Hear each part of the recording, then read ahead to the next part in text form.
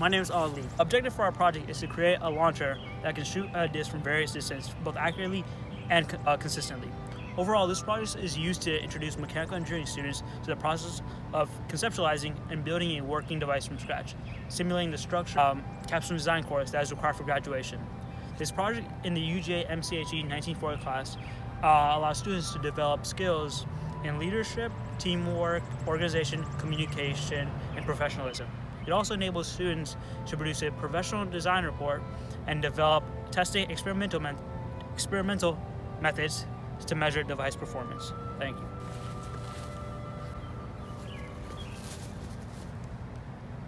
Hi, I'm Zach Miller. You were just introduced to my friend Ali. We've had a few constraints for this design right here. It has to be within the size, weight, and cost constraints that we were given.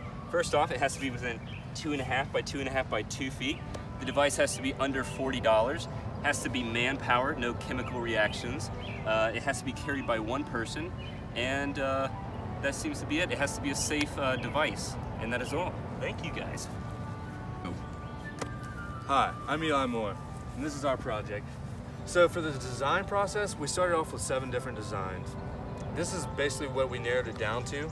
And to start off, as Zach mentioned earlier, we had a 2.5 by 2.5 foot base dimension, so we decided to max that out for stability. We also went with the clay pigeon thrower design, which is a long rotating arm with a tensioner. And we knew that the disc was 9 inches in diameter, so we wanted to have the center mass right around here so that the disc wouldn't fall off. And we also went with bungee cords for our tensioner. And then we also had to have a foot trigger to be a part of the design process. So we just went with a simple foot trigger of a rope attached to a nail that is set free with this piece of wood right here. And that's it.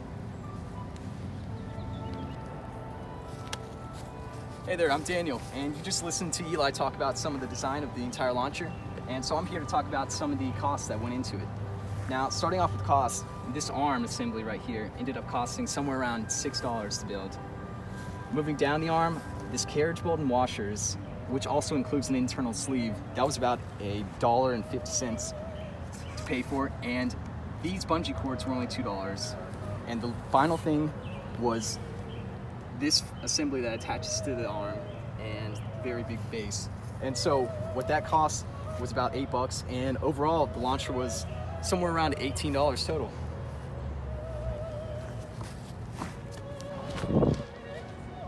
Oh, didn't see you there. Hi, I'm Zach again. So we did a little testing, right? And originally, we wanted to stay within the design constraints. So we had a 2.5 by 2.5 base by 2, but we decided that that launch angle was too high. So what we did was we cut down this arm right here, and we sanded it off so it was flush with the base. And then what we did is we tried to reduce the weight of this lever arm. So our original arm had a thicker lever arm right here, and we tried to drill some holes in it to make it a little lighter. We also had this top in it so that the disc was able to stay in it. That didn't work too well. So we took a slow motion video, found out that it was still too heavy, so we removed this and we put in a smaller lever arm. We also noticed that there was slippage, so we added in some tape, reduced slippage. We took off the carriage bolt that we had, it was very large, and we added in a hex bolt that would not reduce the integrity of the arm. We also found out that we had to have it more tense. So we were originally using one of these, this orange bungee right here. So we added in another bungee so that when it pulled back, it held a lot more power. And now that we've been testing it, we max out about 42.5 feet, and it seems to work pretty fine.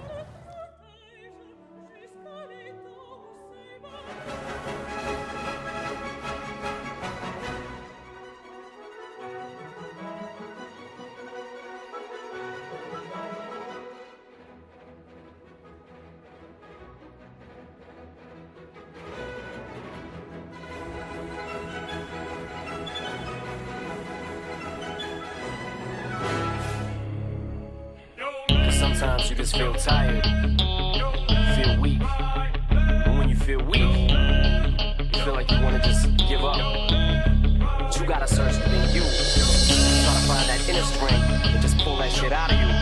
get that motivation to knock it. As you can see, the orange and the yellow bands made it shoot much farther. Now this is our launcher.